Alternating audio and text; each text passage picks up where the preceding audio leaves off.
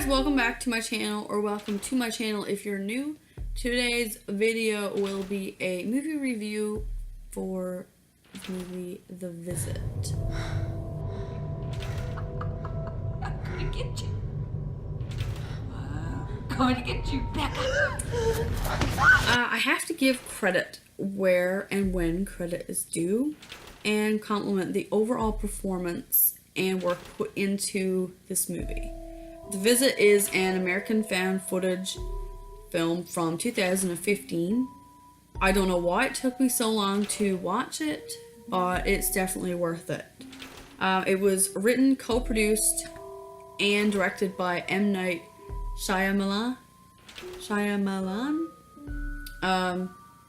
who at the time, I guess everybody who's watched The Visit believed that this movie kind of made it as a comeback for him. In the box office, it was grossing $98.5 million worldwide, and the budget was only $5 million, so it was a hit. That's a remarkable number for the movie. Honestly, I haven't watched a movie in a long time that gave me the emotions that I felt while watching this. The small cast and crew, because it was a small cast and crew, were super effective. And the idea of having the children filming a documentary really added to the overall vibe for the movie.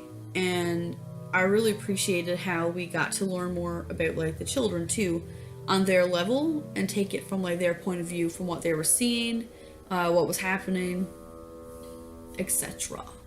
I really liked the movie. I feel that the movie wasn't a rushed film.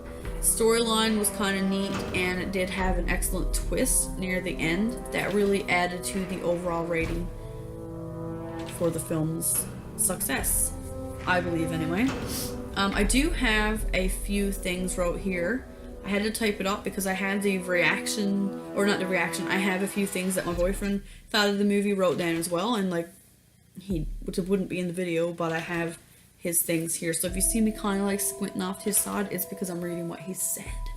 So there may be spoilers. There probably is going to be spoilers. If you haven't seen the movie, you can probably stop right now.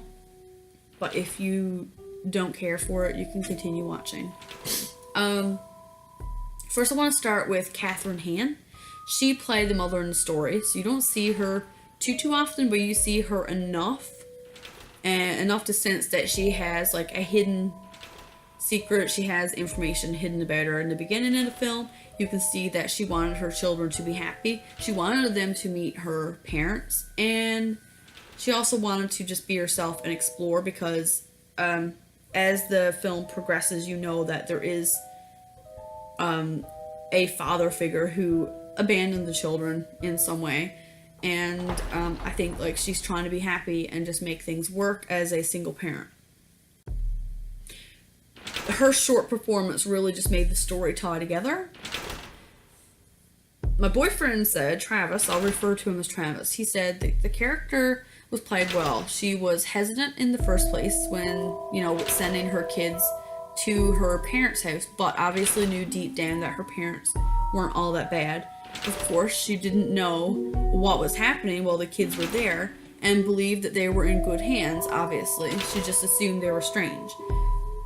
Which they were strange. You will see in the movie, they certainly were strange. Then we moved to Olivia DeJonge. Is that her name? DeJonge? She portrayed Becca.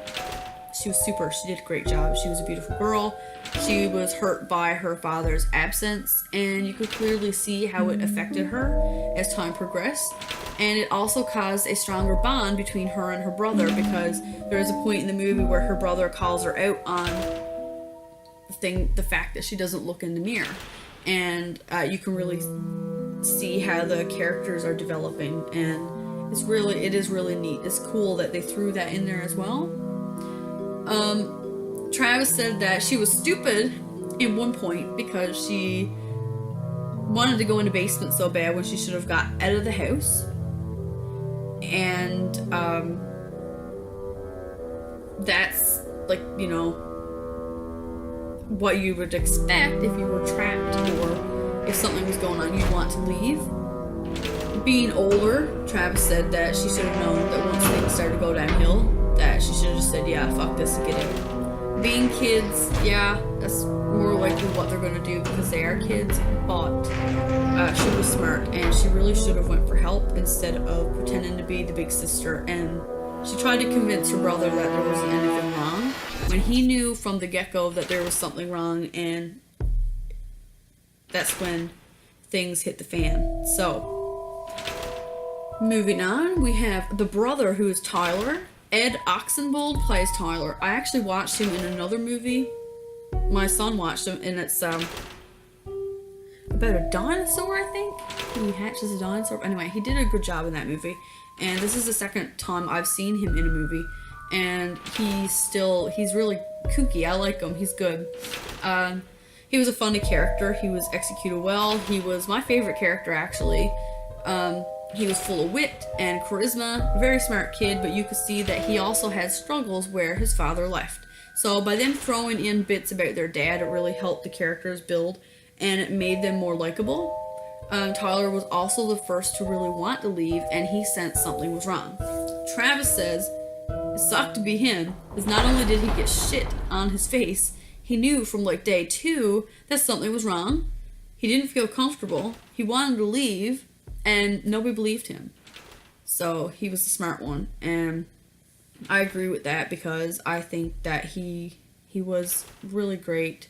I really liked the story behind him, and I liked how they kept him as a kid and not like a little mini investigator. It made the character seem more realistic. So then we get to Nana. Nana was portrayed by Deanna Dunnigan. She was strange.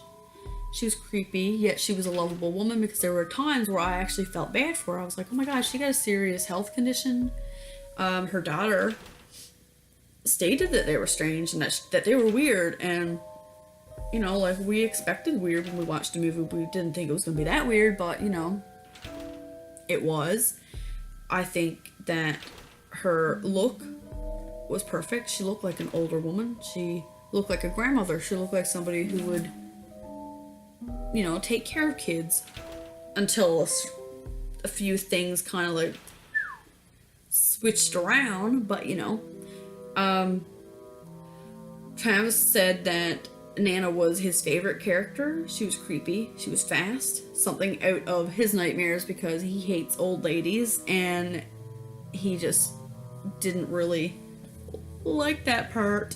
You know, I'll explain that part later. He just didn't really like a few parts that she done. Didn't like her performance, just it gave him the shivers, and I agree with it. I think that the use of her mental condition in the movie was great. I don't think they overplayed it. I think they did it, like, hit it right on the T. So moving on, we have Pop Pop, and Pop Pop was played by Peter McRobbie. I think he's the same guy who plays Father Lantham in Daredevil, I believe. I'm not sure. He kind of looked like he did anyway. Anyway, he was also a very strange character, but he was also portrayed really great because he had, like, a likableness to him until, like, obviously things started to go wrong, and you could kind of see, like, towards the, I guess, climax of the movie that he was kind of blaming Nana for things that were happening, and she was kind of turning things towards him. Like, they were both saying, oh, well, she has a health condition and he has a health condition. So right then and there is where I personally was like, that's not the real grandparents. And Travis didn't believe me. He's like, what do you mean by that? And I'm like, I don't know, to just have something off about them. Because at that point, I could kind of, this is where spoilers are too. At the point in the movie, I could tell that when people kept showing up stating like, oh, we haven't seen so-and-so, we haven't seen like Nana and Pop Pop in a long time, they used to work at this hospital, they used to do volunteer work, I was like, they worked at a mental institution, definitely, and they are now killed. And I'd said from the get-go that the real grandparents were in the basement, and towards the end, they were. And that's what the twist was. Sorry. Major spoiler to anybody who planned on watching the movie. and I apologize if that ruined it for you, but you definitely need to watch it because the twist is just what really stood out to me in the movie. Travis thought Pop Pop was also strange, likable at first, but had a little bit of creepy vibe to him, and I think that he was portrayed really well. Great choice for Pop Pop. So there is a few other characters who show up too, and they also did a great job. Nothing that you'd want to, like, it wasn't overdone. Like sometimes when you watch a movie, the neighbors show up and they're there for like ever. They weren't, so I like that. Overall, my favorite part of this movie was the basement hide and seek scene, and that was Travis's favorite part as well. We thought that where it happened so early in the movie, it really added to the edginess of the grandparents. And I mean, the lady was just creepy. She was creepy crawling around. She didn't look creepy, like not feature wise, but she was fast. You could tell that she was a little bit crazy, and she was just, yeah, it was creepy. Like, she was good. That was my favorite. So overall, his rating of the movie was an 8 out of 10, and I'm going to second that opinion, and I'll give the movie an 8 out of 10. Yeah, so yeah, overall, that was what we thought of The Visit. I think it was a great movie, and definitely something that you should check into. It is on Netflix, and yeah, if you check out the movie, let me know in the comments below what you thought or what you think, and that's about it. If you're new to my channel, don't forget to subscribe. Don't forget to leave a comment if you have something you want to say, and give this video a thumbs up if you liked it. Until next time, I will see you at my next video, and keep it real.